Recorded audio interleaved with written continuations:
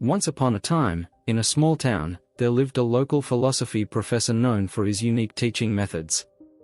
He made a special visit to a primary school. On the day of his visit, he walked into a classroom carrying a large empty glass jar and an intriguing look in his eyes, which immediately caught the students' attention. With an air of playful mystery, it was clear that this day would be unlike any other. There was a pile of large stones under the table, which he placed in plain sight. Each stone was the size of a fist. Carefully, he began to place these stones into the jar, one by one, until they no longer fit. He turned to the class and asked if the jar was full. Seeing that there were no more stones, the students nodded and said yes. To their surprise, the teacher then took out a bag of pebbles which he began to pour into the jar, shaking it slightly. The pebbles, much smaller than rocks, rolled into the open spaces between them. Again, he asked the class if the jar was full. Some students began to understand and hesitated, but many responded that yes, it was now full. The teacher then took a bag of sand and started pouring it into the jar. The tiny grains filled all the remaining spaces between the stones and pebbles. For the third time, he asked if the jar was full. The students, now understanding, responded that probably not. Finally, the professor pulled out a jug of water and poured it into the jar, saturating the sand. Only then did he agree that the jar was indeed full. He looked at his students and explained that he wanted them to realize that the jar represented their lives. Stones were the most important things, like family and friends. Things that, if all else were lost, would still keep life full. The pebbles were other things that mattered, like work, the house and the car. The sand represented the little things, the trivialities. He continued, saying that if they put the sand or pebbles in the jar first, there would be no room for the rocks. The same goes for life.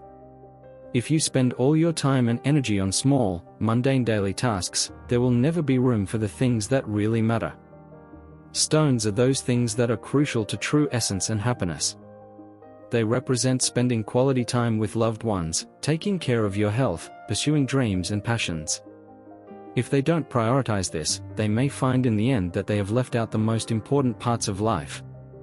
He powerfully concluded that it is necessary to place the stones first, as they are the foundation, the main pillars, family, health, dreams. Don't let the pebbles or the sand, the secondary tasks, the routine, the trivialities, take precedence over them. At the end of the journey, it is the stones that will weigh the most in the jar of life, defining its value. In other words, let life be guided by the things that enrich the spirit, that fill the soul and that really matter. The rest is just pebbles and sand. When the professor finished his speech, a reflective student raised her hand and asked, "But professor, what about water? Where does it fit into our lives?" The professor smiled at the insightful question and replied, Water. Water symbolizes that no matter how full your life may seem, there is always room for coffee or tea with a friend. No matter how busy you are, there is always room for small moments of joy, relaxation and connection with other people. We often find ourselves juggling priorities, trying to fit everything into the limited time of the day. We get so caught up in the rush of small tasks that sometimes we forget what really matters. This pot represents our life, which is not infinite and has a space limited. If we decide to fill it first with sand and pebbles, mundane and peripheral things, we leave no room for the stones, which are the things of true value and meaning. So I ask that you focus on your rocks first, your family, your health, your passions, and your dreams. These are the aspects of your life that, when everything else is taken away, will still leave you fulfilled and content. Take care of these precious stones first. Make time for those you love and take care of your physical and mental well-being. Pursue your passions without fear, and while you do so, never forget to make room for learning, growth, and kindness. What about water? That's the unexpected, the unplanned. It's the coffee with a friend, the spontaneous laughter, the shared moments of joy. Even when life seems full, there's always room for that. There's always room to connect, relax and simply be. The pebbles and sand will fit around the important things. It's the tasks and responsibilities that are necessary, but they shouldn't take up all your time or energy, nor should they crowd out the space allotted to your rocks.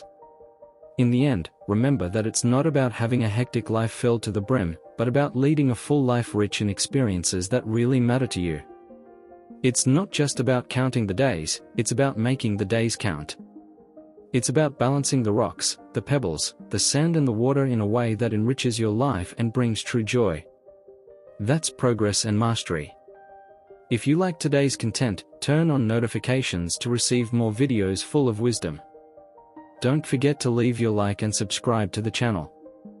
Thank you and see you next time.